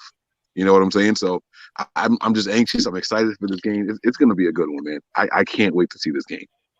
And Miriah, that's funny. He said the exact same thing I did. I'm like, if we come out and we beat this team, I can't sit there and say like, oh, 49ers aren't back. Because the first time, okay, shame on me, shame on you. Second time, shame on me. The third time they do it, I can't say nothing else. It's like they proved it 3 weeks in a row where they came out consistently. The defense is playing well. They're running the ball. So now I have to shut up about them and say that the team isn't good. You know what I'm saying? Yeah. There's that identity we've been looking for. Yep. That's them. Yep. That's what they are now, right? We got to accept it, And we did it against a Jacksonville team, and people say, yeah, well, it's the Jaguars. They're a bad team. Yeah, that offense was bad. That defense against the run was actually pretty good. So, Top 10. Right. So, Yep. It's funny how as soon as we do something, it's like, all right, well, let's see what they do next week. We beat the Rams. Well, you guys always beat the Rams. That's what they said right away. Yeah. That's what they said right away. We hadn't won a game at home. Number. Yeah. Right. We hadn't won a game at home in over a year. The hottest team in the NFL coming into our house. Can you guys hear me still? Yeah, I can hear you. Can you guys hear me? Okay. Yeah. Sorry, a phone call, but that wasn't work, so I ignored the call. Hottest team in the NFL coming into our house where we can't win. And we stomp them. I mean, like, just completely embarrass them. And they say, oh, that's all right, because, Shanahan is McVay's daddy. Like, that's no big deal. See what y'all do next week. There's no way you're running the ball 40 times next week against a top 10 run defense. Okay, watch this. And Shanahan goes out there, he doubles down on it. If he does that 3 weeks in a row, I'm calling Shanahan and say, hey, man, you running for president this week? Because I got you. I'm voting. You got my vote. If he goes out there and does it 3 weeks in a row, he's the man. And I won't question anything else. I got a different newfound respect for him. Same. Yeah, and that's what I said, earlier, is that Shanny these last couple weeks has been in his bag, right? We've seen Debo run, and that was my thing. I gave Ayuk my game ball for Jacksonville earlier for the same reason you brought up, is that he allowed them, by playing the way he's been playing, to open that game plan up like that and let Debo run the ball. Or else how would the things been? Because we did it against the Rams, but against, like you said, this Jacksonville defense, we were missing our number one running back. Mm-hmm. But instead we put in our wide receiver, and he was still able to run the ball that many times, stuck to his game plan, and the weeks prior to that, we heard him say, oh, they stacked the box, so we got rid of the run. So are we going to see him do that now 3 weeks in a row? We know the Vikings are going to come out trying to stop the run. Oh, yeah. Unless they're completely lost their minds, like I would be. They all need to be fired, if not. But So is Shanahan going to stick to that game plan then once they do that and still run the ball? I don't know. If he does, it shows a lot of stones. Hey, can you drop me out? So the person that called is someone I'm supposed to be meeting up with to drop off some food too. Sure. I just want to make sure everything's okay. Can you drop me backstage, and then I'll give you a thumbs up? Yeah, and I think like he brought up about that's where he thinks it's going to be a lot of scoring and stuff, and that's the kind of game I'm expecting, because I'm expecting, like we talked about, for the defense, both defenses to come out, try to stop the run, force the quarterbacks to throw. We know that they have the weapons on the Viking side to score points, to Absolutely. Keep up. So as long as we can have Jimmy not turn the ball over, I think it's going to be interesting to see. It's going to be battle of the who can put the most points on the board. Yeah, that's what it comes down to. It. Yeah, I think it's going to be which defense can stop whatever offense. You know what I mean? That's what it's going to come down to. So, but yeah, I like our chances too. I think it's going to be higher scoring than what people think. I don't think it's going to be like 17-13, something like that. I think it's going to be kind of high. I don't know if y'all want my opinion. I think we blow them out. Really? I do. I don't know if it's a gut feeling. Maybe I drink too much. I don't know. Maybe it's something in the cigars. But I got this strange feeling, man. Mike's dipping into my stash. Yeah. That's not cigars, Mike. Blow them out. Huh? But no, I think we beat them by at least 17. That's what I told Tony last night. I'm sticking to my guns. I think we beat them by 3 or more scores, bro. I really do. I think, and especially if Kyle defers. I mean, if Kyle puts that offense out on the field first, he's flexing from the rip. I dare you. He's daring them to do something about it. Man, y'all about to get me. I'm gonna start yelling out here. It's dark. It's not late. I gotta remember it's not as late as it looks. So it's like 7:30. It's like 7:30 over there. Huh? Yeah, the noise ordinance is not in place yet, but it's so dark. I feel like it is. I'm out here like trying to be quiet, but I'm hype about this game. I really do think that we go out there and we show a different level of dominance, man. And but this is a playoff implication game that's unlike what I think we even thought it was prior to the numbers coming out. Um, we right now have the 7th seed currently, but the Vikings are someone that's right there. They're getting in here too. So this game is important for both teams. This is playoff football right now. That's where we are. And I saw this. I can't remember the name of the website, but I told Tony, I was like, "Yo, I'm pretty sure we have over a 60% chance of making the postseason if we win this game. Yeah. If we win this game." And he's like, "Yeah, you think it's going to be that high?" I said, "It's going to come out." And sure enough, it's 69%. If we win Oh, this wow. game, 69% chance of making the postseason. That's crazy considering how many games are left. That is insane. Think about how we felt as a fan base just 3 weeks ago. Just 3 weeks ago to go into a 69% chance at making the postseason. That's, man.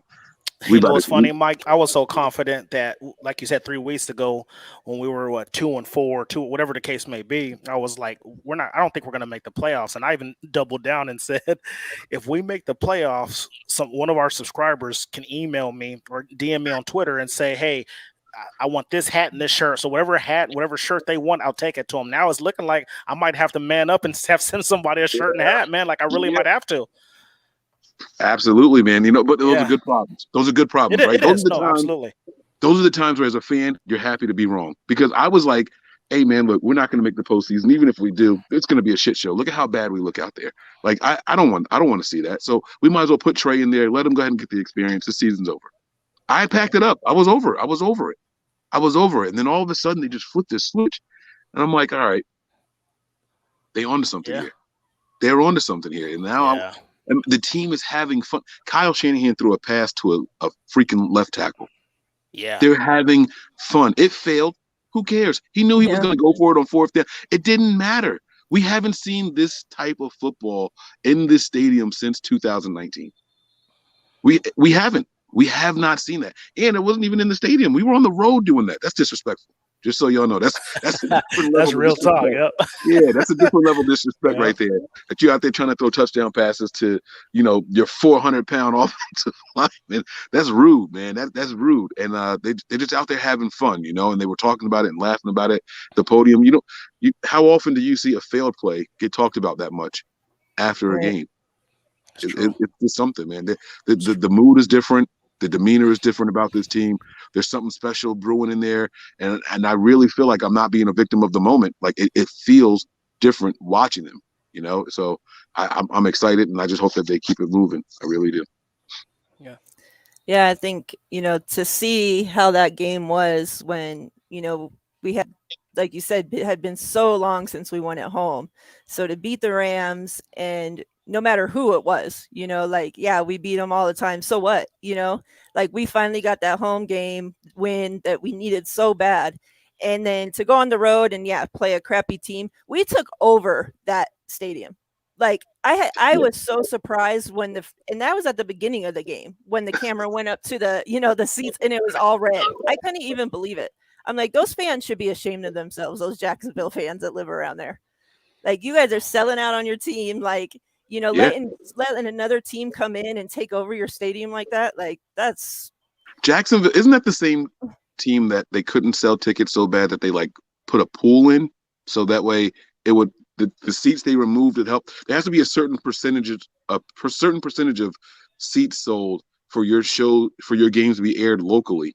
And they kept missing that number. So they removed this massive section and put a pool in. Wasn't that in Jacksonville?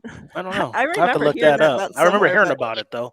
It was one of those Florida teams. It was either the Dolphins or Jacksonville, but I feel like it was Jacksonville. I can't remember. Now I'm trying to remember if I saw anybody in the pool during that last game, man. I can't remember now. But I'm pretty sure it was in, like, their fans. I don't know. I don't even know if they really have fans. I mean, no one's really native to Florida. I feel like everybody kind of goes there from, north or south, but people are heading to Florida. I don't know if there's anybody that's like locally, attached to that team there. So. But yeah, like, we saw our fans these last 2 weeks. Obviously, the 49ers from at the beginning of the game came out. They took over. They dominated. We seen the fans that they were into the game. All these fans that, like you said, we were going into that Rams game talking about, if we lose this game, we might as well start trading people. Trade Kittle, trade whoever we can trade, because we need to, talk about the future. The Trey Kittle And, calls. yeah. And now how things have changed, but it's like everything seems to be clicking now, It's like the home atmosphere was great. Then the road atmosphere was great. The offense, came out out onto the field and got into the defense's head early and just dominated the game from start to finish both weeks, Yeah. And now, like you said, can we keep that momentum going? And like we talked about earlier, Debo hits the 1,000-yard mark in 6 yards? 6 Yep. yards, 6 receiving So yards. Yep. it's going to be nice that he gets to do that at home in front of a home crowd. Like, do they come out at the beginning of the game and let him get those yards and hit that, and get people into the game, get Yeah, things get it out the going way. that way. Yeah. Get it. Yeah, exactly. Get it out the way. Yep. Yeah. Yeah, I thought he was going to get it last game for sure, and I was like, really? That one catch? But all right. Yeah, yeah. We also talked about earlier, what's crazy is that, like other fan bases, or I've heard them like, oh, you guys are celebrating that you're going to get 1,000-yard receiver. Like, some teams have this all the time, every season they have 1,000-yard receivers, but it's been so long since we've had those things. And it's sad, and it's nice that we're finally getting that those, and yeah, the players can get all their own stats that they want, right? If the team ain't winning, then it is what it is. But at the end of the day, like, those players need something, like this team needed something, like the fan base needs something to get things going into the right direction. Yeah. That's what happens when you're in a slump. You gotta find something to cheer about, find a reason to watch. We did it with George Kittle, 2018, was it? 2018, yeah. Yeah, that was the year that he set the tight end record that year, right? I mean, he almost set the other record against Denver with the most receptions or yards for a tight end, and Kyle didn't target him anymore. And then Kyle went to the podium after that game and apologized. Said, "I didn't know you were going to break the record. Had I known you were that close, I would have got you one more." And he just needed one more reception in that game, and he didn't do it.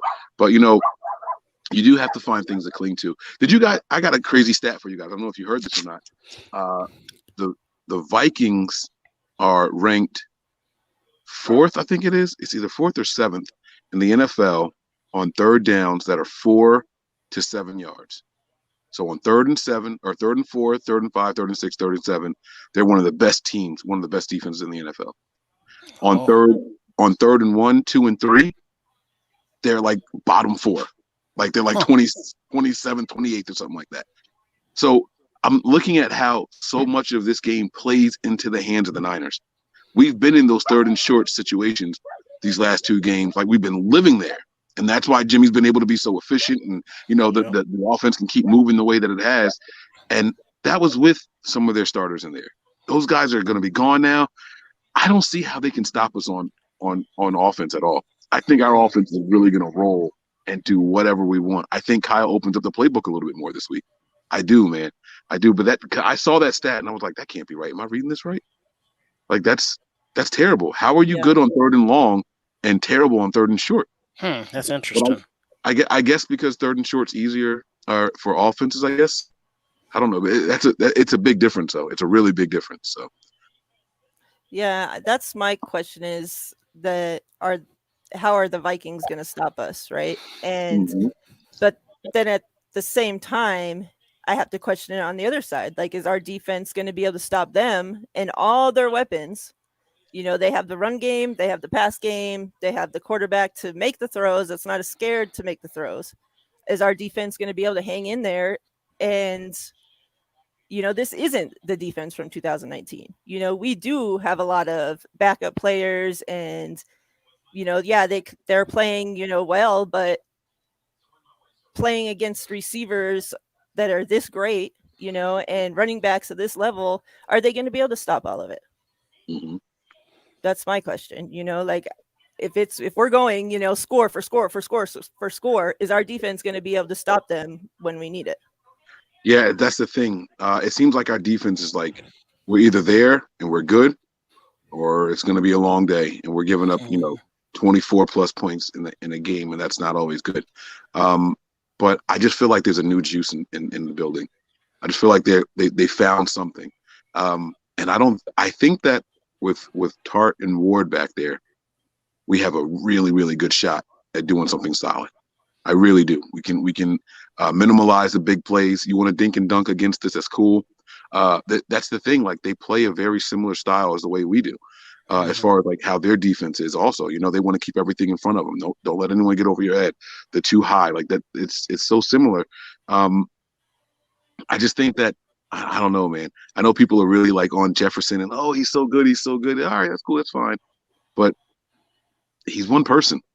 He's one person. We've won games before where a wide receiver had 140 yards, but nobody else had anything. You know what I'm saying? All right, fine. You got 140. Your quarterback finished with 206 though. So that's nothing, and you guys had 80 yards rushing. You barely had 300 yards.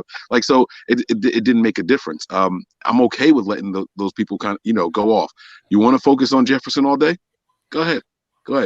Now, Thielen, he's a good guy underneath. I'm interested to see how they use him. Are they going to put him in the slot? Are they going to make him, line up on Norman? Or do they try to get Justin Jefferson out on Josh Norman, because that's a mismatch that they can take advantage of. You know what I'm saying? Like, it's little stuff like that. I can't wait to see the chess match inside this game this week. It's going to be a lot of fun to watch, man. Yeah, I think a lot of the situation too, where Arden Key starting to get more snaps. Him getting a sack in 3 straight games. Like, I feel like he's being utilized correctly now. Even putting him inside. I was telling Miriah earlier that NASCAR lineup on the defensive line. Yeah. Mm-hmm. My thing is, though, also the defense these last couple of weeks have played well, but the offense hasn't had any turnovers. They haven't had to play from behind. If, things come out in this game and things are different, I don't know. I just don't have the confidence that we're going to be able to stop it. And that was Eric Davis's point, right? He said that if your offense does go out there and they have 2 turnovers, it doesn't change my job as a defensive player. I still got to go out there and do my job. He said, so it's cool and all that they were out there for all that time on offense, but we still had to stop that defense.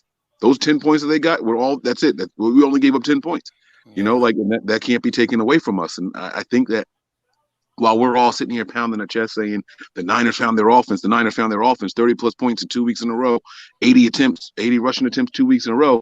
Eric Davis' point is, 17 or less points 2 weeks in a row also. Exactly. I think that goes to what his point was, and even if you look at that Cardinals game, right, we had 3 turnovers in that game, and they scored at least 14 points off of those 3 turnovers. One of them was at the end of the game, right? You take away those 14 points from their 31 that they finished with, they're down to 17. The defense has been pretty consistent. It's just those turnovers happen at the worst possible time for us, and I just think this team is finding their stride. But T, you mentioned Arden Key getting 3 sacks in 3 games, right? Mm-hmm. And then I don't know if you know that, but George Kittle has 3 touchdowns in 3 games for the first time in his career. So I want to ask you guys, which is more likely, George Kittle getting a touchdown or Key getting another sack? I'm going to say both, but if I had to pick one, I'm going with Arden Key. I think he's playing well. I think he gets another sack this week. All right. I like it. I'm going to go Key as well, because I'm expecting that. We haven't seen the D-line play, I think, up to everybody's expectations that we had going into the season. But the last couple of weeks, they have started, doing something. And I think that that's going to be the plan, is force Kirk to throw and, put that pressure on him, get in his head and, force him to make the mistakes. So I'm expecting that D-line to get home, and Key should be a big factor in that. Yeah, Mike, you had mentioned a few weeks ago on your show when you're talking about George Kittle with Brian, and I think it was Brian, you and Brian, and you were saying like George Kittle, I don't think he was really being inefficient because he was used mostly as an O lineman, you know what I'm saying? But now that you got somebody like Charlie Warner that's coming out and being a better blocker, like it's freeing up George Kittle to actually be the receiving threat that he should be, because you were saying like he needs to be used more like a Darren Waller or something like that. And I feel like they found that identity too. So I think that's why he's getting more passes. That's why he's getting the touchdowns, even in the red zone. Yes. Yeah. I completely agree with you, man. It's weird how, like, just things like we seem to flip a switch. It was, I think like the fans, the team was like, all right, we need Mostert, we need Debo, we want Ayuk to be the guy, and we want Kittle to be the guy. Then you lose Mostert, and it's like, all right, can we rely on the pass game? Because we don't know anything about these rookies yet. It was like like we were kind of tempted to go out there and put those guys out there, right? But you got these guys on your team for a reason. We understand. Yeah, okay. Hasty was hurt also. You know what I'm saying? Jeff Wilson Jr. was hurt also. You had to rely on the rookies and all that. I understand being timid, but like I don't know, man. It just felt different, right? So now you got Kittle, who's having to be an inline blocker for the rookie running backs, right? Now that they believe in the running backs and they believe in Debo's ability to be a running back, it's like, all right, well, George can now actually go out there and play a pass catching tight end, and get back at being one of the best in the league, like what he was before. So it's just opened up so much stuff. I feel like this team feels like whatever the play call is, we can execute it. And I don't think they felt that way all along. I really don't. If Kyle says that he wants to go out here and throw this ball 40 times, I think they're going to get up for it.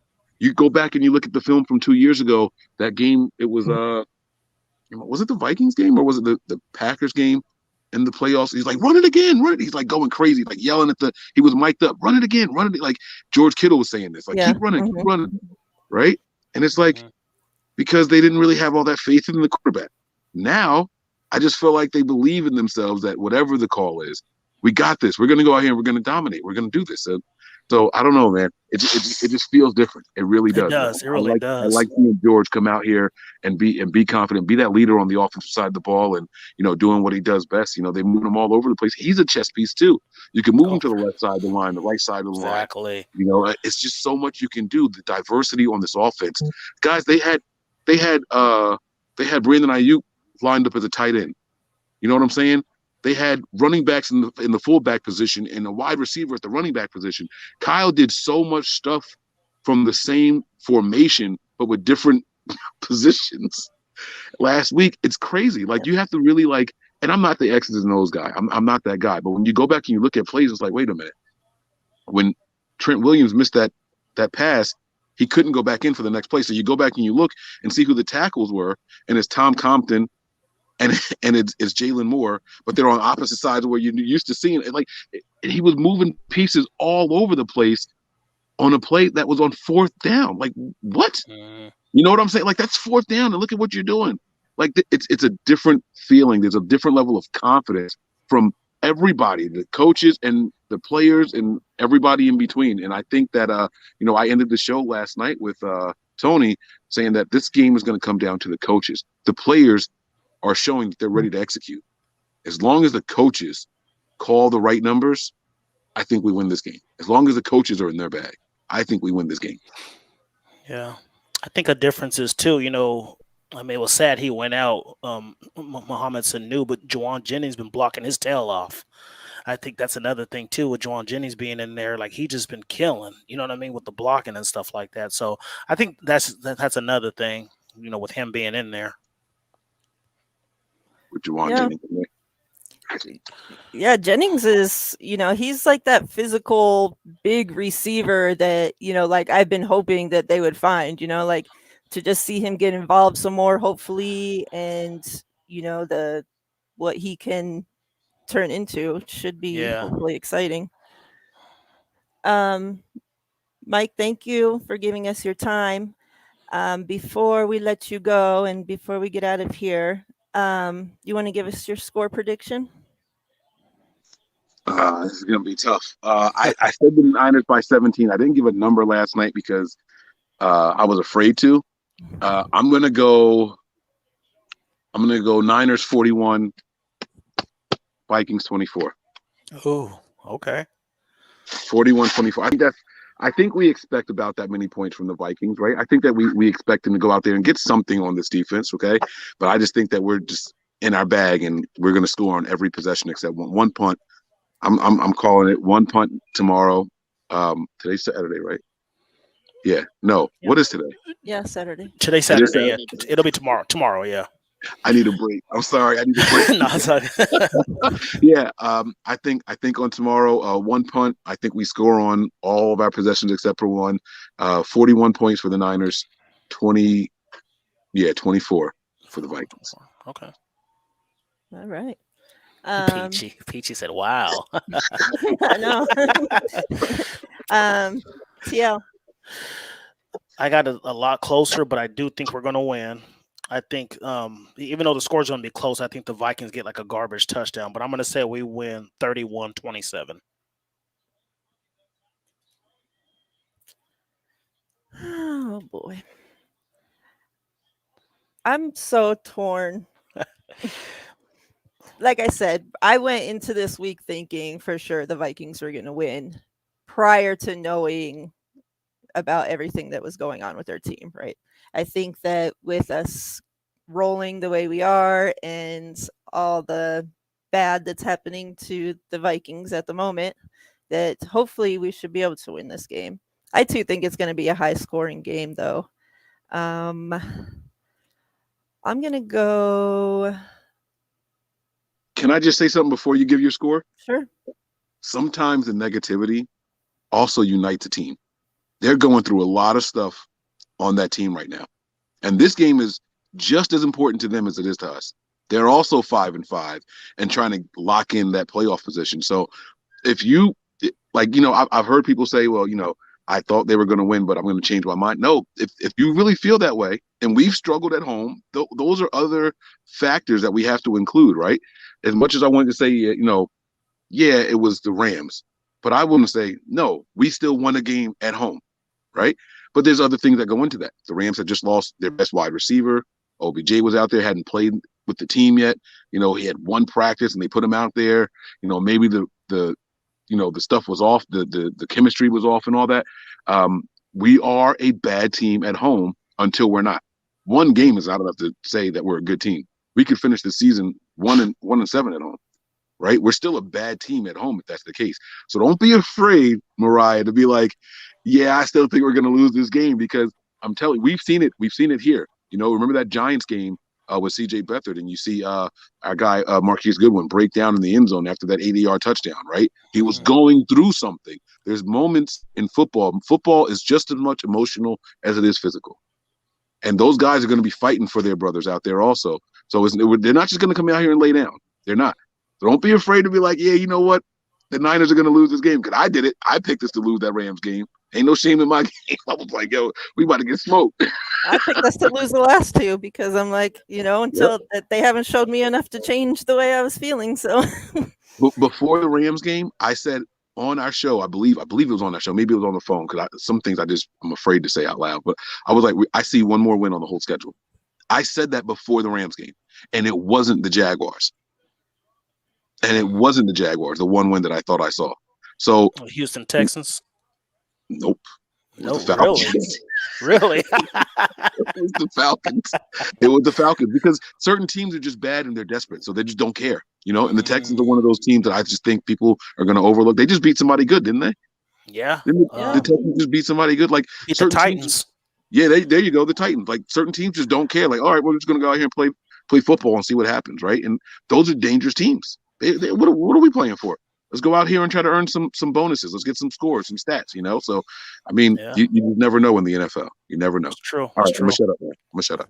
Yeah, and that's the thing, I thought that we were going to beat the Cardinals because they were missing their quarterback and their wide receivers and their coaches and everybody else, the maintenance man, and we still couldn't get it done. So, I am going to go 35-38 Vikings.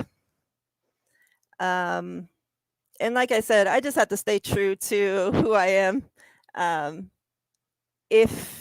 like we talked about this whole episode, if they come out and can, show us that this is for real, that they're going to keep this going, okay, then I'll start feeling another type of way. But like we've said, everybody's calling for the coach to be fired 3 weeks ago. Did the coach all of a sudden get better? Even the players were coming out, right? We heard them, dropping little things in the pressers about the game plan not being right and all this different stuff. So it's like a bunch of stuff not going right. Does it all of a sudden fix in 2 weeks? I don't know. Guess we'll see. That's a fair point, though. Okay. 38-35 Vikings, huh? I didn't see that coming. Well, she's onto something, right? Like, not only is that a fair point, like what she said is so valid. I actually talked to Tony about that on our other show. I said, we were turning the ball over on offense.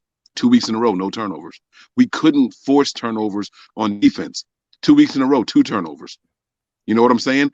We couldn't, catch passes. 2 games in a row, one drop, none the last week. Right. Like these were things that, do we really believe it was just as simple as flipping a switch? Or is it coincidence? Or is this just, a coincidence? Like, is this our streak? So she's valid. She's right there. She's on it. Until we see something that shows that it's not just a happy coincidence, at some point we're going to go back to reality. At some point we're going to turn the ball back over on offense. At some point we're not going to be able to run the ball 35, 40 times, and then what do we do? Yeah. What do we do when we can't get the turnovers? Are we able to go toe-to-toe and just outscore whoever's in front of us? And based off of her score prediction, 35-38, no. Sounds like the defense can't stop us, and we can't stop theirs, and they get the win. Yeah. Yep. TL, closing thoughts, and we'll get out of here. Oh, nothing. I think we pretty much hit the nail on the head. I just think, I'm interested what Mike said, though. I never saw the game that way because, I'm looking at it as 4 starters out on the line. We're going to take advantage of that. So, yeah, I don't know. I wouldn't be surprised if this game went either way because, like Mike said, we're both in the same position. We're both 5-5. We're both hungry. The Vikings know that we don't play well at home. The Vikings know that up until these last 2 weeks that we were the most penalized secondary. So it could be one of those things where they can be like, you know what? I'm going to air it out to see if I can get some of these pass interference calls like Carson Wentz did or whatever the case may be. So I don't know. I still think we win. I think we are the better team, but it all depends on how we execute our game plan. So, yeah, those are my closing thoughts. Mike? I said enough, man. Go Niners. I'm with you guys. You guys are hitting the nail right on the head. I appreciate you for coming on, Mike, for giving us your time. I know you're a busy, popular man out there. Yeah, Mike, we appreciate that, bro. It's been a pleasure. You're actually, the second 49ers podcast that I started watching during 2020 when I found everybody and became friends with everybody, all this, so I owe a great deal of that thank you to you and your platform and all the fellas on there. You guys I gotta know the best to do it. I gotta ask, who was the first? Somebody I don't watch anymore. Okay. I can almost guarantee that it was Rombo. It was. I knew it. Because I didn't even know, I had no idea that there was, 49ers channels and stuff on YouTube. I had no idea. And I was looking up something else and his just happened to pop up and I'm like, oh, what is this? And from there, just found you guys, that's right when Niners All Day, then they had started, and it's been history from there. So I appreciate you guys for that. You guys, paved the way for the rest of us doing it, and you guys put a lot of work into what you do. I know it's not easy, and we thank you for what you do. Thank you for coming on here, for being a friend, all that good stuff. And that's all I have to say with that. You gonna say something? No, you're welcome. Thanks for the support. We got your back, and I'm going to share this on our channel also. I wanted to do it before, but I can't do it while I'm on the phone, so I'll do it as soon as we get off. I'm going to share it on my channel as well. So thank you guys for the opportunity to be on here. I appreciate being guests. Also. No problem. All right, everybody in the chat. Once again, happy late birthday, brother. Thank you very much. Thank you very, very much. And hope you guys enjoy the holidays. All right. Thanks. Good night, everybody.